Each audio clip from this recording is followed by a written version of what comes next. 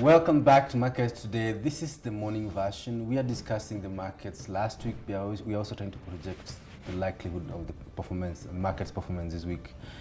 With us to do some bit of recap and projection is Martin Mwirigi, Senior Associate Researcher at Standard Investment Bank. Good morning, Martin. Good morning, George. How are you doing? I'm awesome. How about you? Martin, tell me, what did you notice in the market last week? Any key takeaway from the market last week? Any key takeaways? Let's start with the statistics. Okay. Pretty bearish market last week. Yeah. The market is down 1.8% week on week. Still up about 5% year to date. Any interesting views will be EABL. EABL took a dive 4.9% week on week. But that is because of a block trade on Friday. How big was the block trade? How big of the block trade? Can't remember the actual statistics.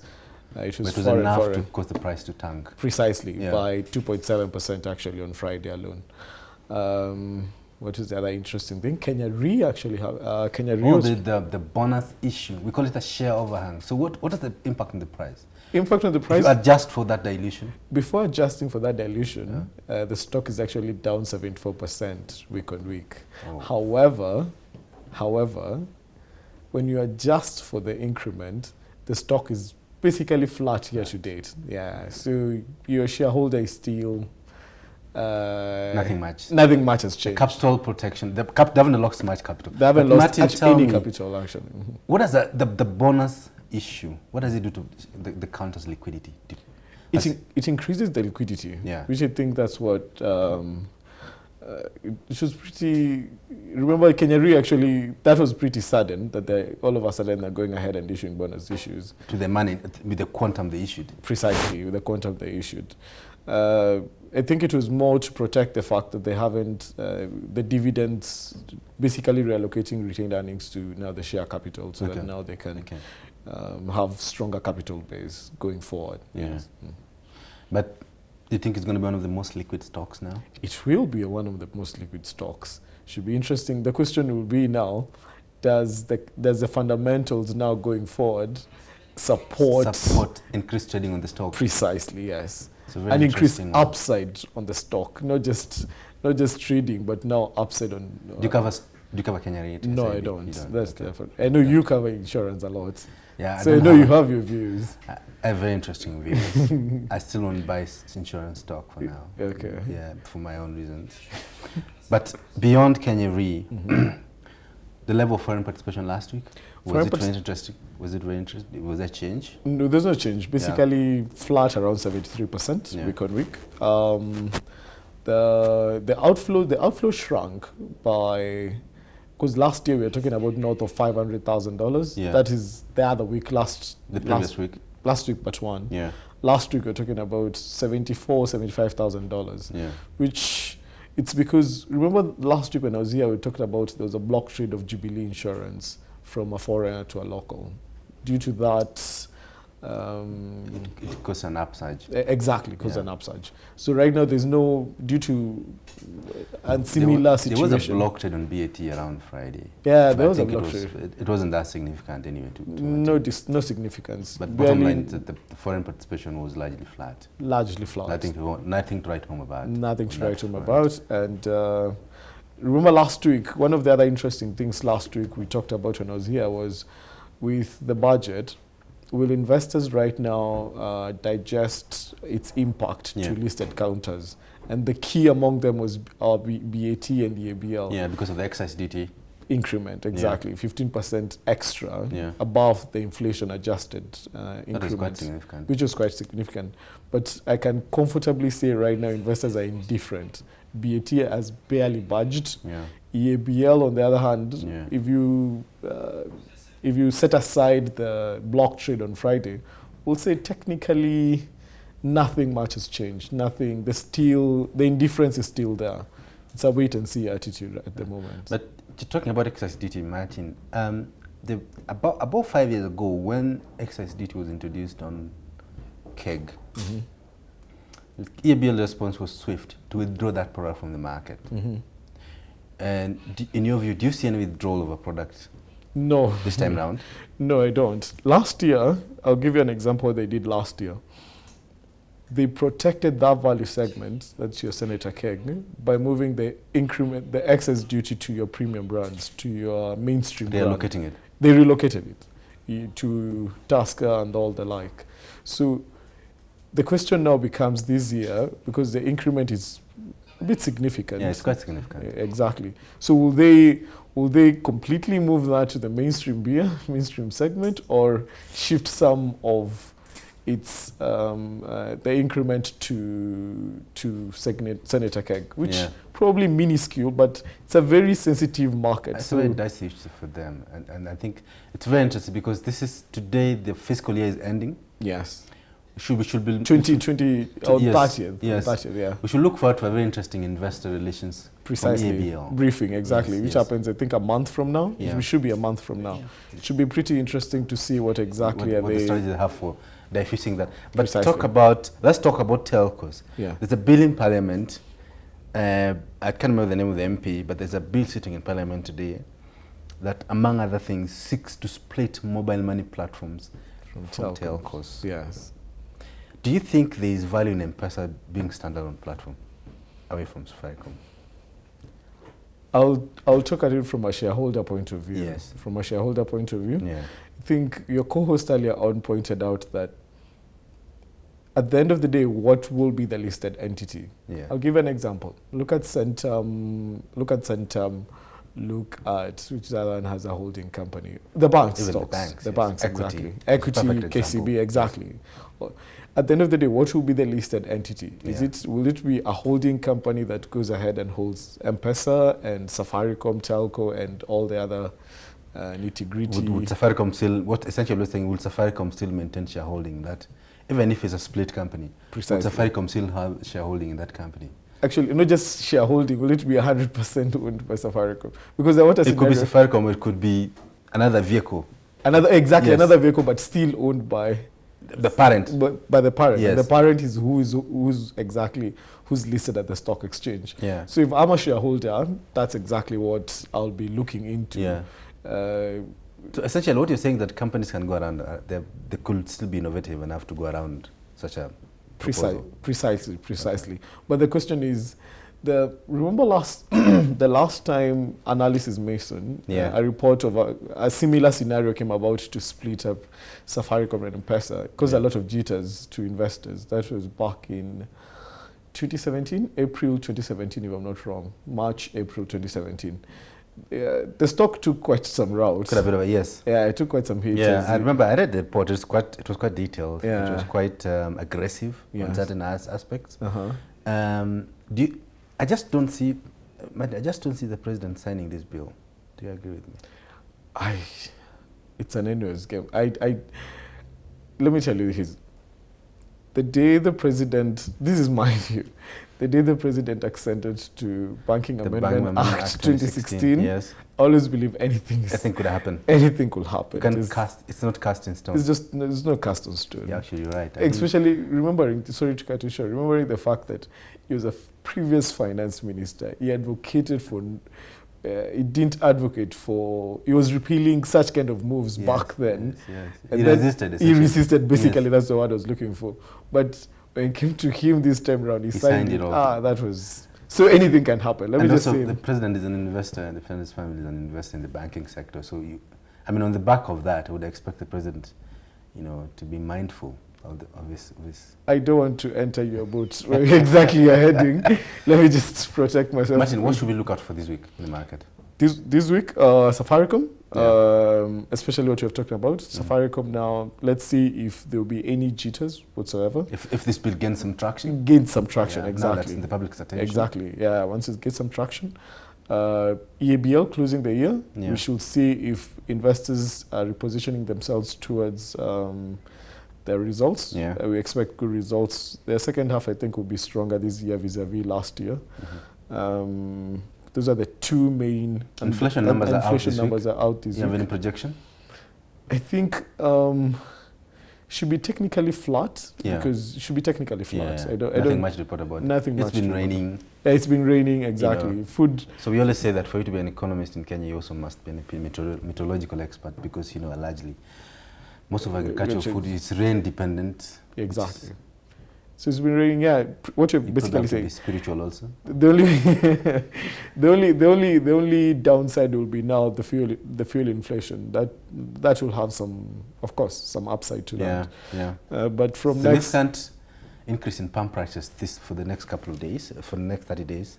For the next, exactly. Because the fuel price review that happened about a week ago. Yeah, a week ago. Yes. More than a week ago. So yeah. I think I was quite shocked that the quantum. Me too, by the way. Me too. I mean, I feel 1,000 shillings. Feel like fueling 200 shillings, exactly. Me too, by the way. But the good part,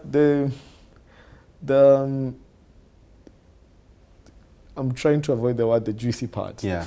The good part will be just that use it. the juicy part will be, at least next review, I should expect some downward movement on that, because the crude Brent at that time was a bit elevated. Was a bit elevated. That is as per the last pump prices, that is for 14th. But the next one, we should see some downward movement. Martin, Middle East tensions are still very high. It's very high. You don't think this could keep global crude prices elevated? Elevated. Do you see a strike on Iran?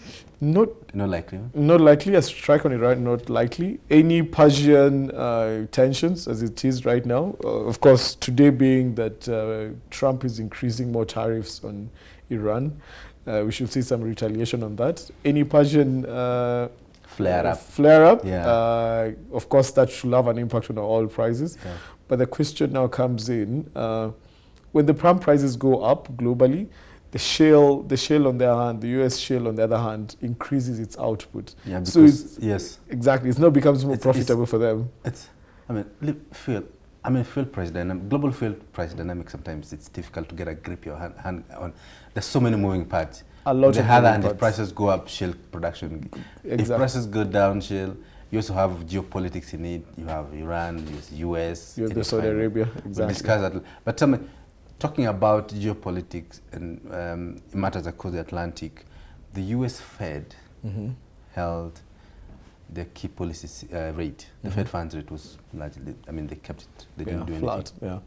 You think this is good for global funding conditions, especially for countries like Kenya that is constantly on the global international debt market? This is good for global funding conditions? I think I'll read it the other way around. The question was not if they will keep the rates flat. The question was the guidance. That was the It's a wording. It's the wording. Language. Exactly. And the wording of the guidance going forward. Yes. So right now, the Fed actually caused a lot of exuberance in the market, because they're like, okay, they more or less quoted what Draghi, your Super Mario, that is the ECB president, talked about. There's uncertainty. We'll do whatever it takes. Exactly. We'll do whatever it takes to protect the purchasing power of the currency, the right signal to the markets. And actually, you're right, because the long term, the US 10-year yield, after that FOMC pressure, took a dive. Precisely. So actually, guys are actually projecting a rate cut as soon as July, based on their comment, based on Powell's comment, that is Jerome Powell's comment. Yeah. So bringing back home, what does that have an impact on? It will have an impact on two things. Number one, of course, the obvious one. We are always knocking on foreign investors, okay? Yeah. So this, if I'm Rotich right now, I'll be smiling. So happy. I'll be very happy, because at the end of the day now, my funding costs are way lower. Yeah. Next year, I see a Eurobond 4.2 loading, because now the debt market will be hungry. There's no... it's a $7 billion gap, fiscal gap. Yes. You just have to issue a... They've actually projected 324. External issuance. Exactly, from foreign debt. So that's, I'm thinking, around a Eurobond. $2.5, $3 billion. Precisely. We should be there. But the beauty part is that now the funding costs should be cheaper this time, vis-a-vis your last two Eurobonds. Precisely. The other side is on the foreign flows as well. Yeah. Because now if we have more money now looking for greater returns, we should see that foreign inflows going to frontier markets And us Kenya being a net beneficiary. Precisely, yes. But foreign inflows, Martin, they're only in 4 counters. They're only in 4 counters, yes. What should we do to deepen this foreign participation? How do you get more foreigners to participate in our markets, fixed income? I mean, right now, if you're not talking about EABL, equity, KCB, and Safari. Is that good for the market? And only Safari, that's only 4 counters. Is that good for the market? Because they're the only 4 counters that are listed on MSCI index. Yeah. How do we increase the other counters to join the new? Capitalization, liquidity. Very important. Liquidity, exactly. It's a big issue. Liquidity is it's a big issue getting a block of Nation Media Group shares. Or Stanbic. I'll give you an example. I always advocate for a buy on Stanbic, okay? Yeah. So you look at... You have a buy recommendation on Stanbic. Exactly. You look at Stanbic, the question is liquidity. How do you get a block trade of 5 million shares and all that? Yeah. So liquidity is needed. Standard Chartered, for instance, liquidity. So liquidity is a very, very, very big component in terms of bringing participation more to foreign participation in the market. Precisely. Interesting, but why are you bullish on Stanbic? I'm not bullish on banks. You're not bullish on banks. Why are you bullish on Stanbic? No, I'm not bullish on banks, but I'm bullish on Stanbic. That's very interesting. Those are 2 different statements. Those are 2 different statements. With 2 different implications. Precisely. I'm not bullish on banks. 2 reasons why you're bullish on Stanbic? Number 1, I know the ROE has been hit.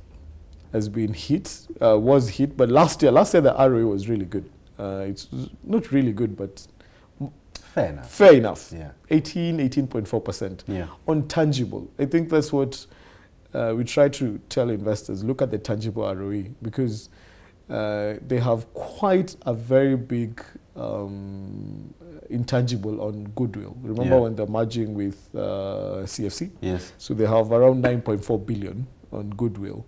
So you discount that, their tangible ROE goes around 18%. Big improvement from last year when it was around 13%. Yeah. But the magic for me, it's because of their ratio of NFI to NII. Yeah. Okay? Yeah. They have clearly, their funding costs are pretty low. Absolutely. One of the lowest for tier 1 banks. Yeah. Okay? Going forward, to me, it's all about, can you deliver NFI? Can you deliver, even in an environment where you're so compressed on the NII, are you delivering an NFI? They're showing that they are. Their last year results, operating profits are way higher, okay? When the other banks are just on single digits or negative, we're talking about operating profits north of 30%. Yeah. So, yeah. But I'm worried about something about Stanbic. It's that they're not, the balance sheet is not growing, the asset book. The risk assets are not growing. Talk about the risky assets. Yeah. You check the total assets. Last year, the total assets grew by over 20%. Year on year. Yeah, year on year. You remember it often. How is the loan book growth? I mean, has it been the deposit exponential? It's not too. It is above average. It's above industry average. Let me just say so. It's not your single digits of your other tier 1 banks. Yes. Yeah. Because I remember when the Banking Amendment Act came into force in 2016, September 2016. To be precise, we had a basket of banks that we said this one can withstand. And Stanbic was actually top of the list, and the reason why we thought could withstand was the fact that one is that they have a big foreign currency book, right? The average pricing back then was actually just close to 13%, because they're heavy on corporate side. Yes, the corporate they're very book was heavy. quite book. They're very heavy in corporate. Yeah, and also, so we thought that because you have a corporate book that it's so premiumized, and then you have a growing foreign currency book that is shielded from the rate cap. So I expected to see about 20% year-on-year growth in their loan book on a sustained basis, but they've shrunk it. They've actually that's a big concern for them. They've actually been, the net interest margin, as just to translate it, basically say the net interest margin was always low because of that foreign book. Yeah. So right now they're actually shifting more to local currency, because you're talking about the foreign currency, local currency was over 50% more foreign than local. Yeah. They're shifting more now to more local because that's where the bigger margin in local vis-a-vis your foreign. Funding you can't. Funding they're okay, but I think sometimes I tend to fact that their funding is a bit too cyclic for me, because my biggest concern with their funding is that sometimes they don't have a good sticky base. And what I mean by sticky is there's an element of reliance on wholesale funding. And the problem with wholesale funding is that you can wake up in the morning and it's all gone. But they don't have that much wholesale. Well, My problem is that they tend to be, at one point you might find the wholesale funding is less. It's less. At some point they've ramped it up, especially when the funding conditions tighten up. So I always find they don't have a very consistent, sticky base. But anyway, my point is that don't buy Stanbic. That's what I'm aiming at. Okay.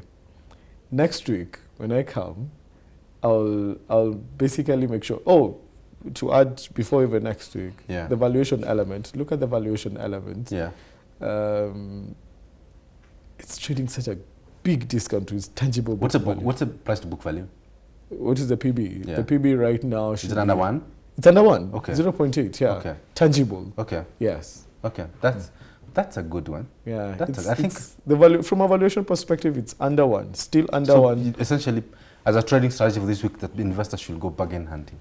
They should go bargain hunting, and then we should go ahead and watch out like those key elements you pointed out. Safaricom. Yeah.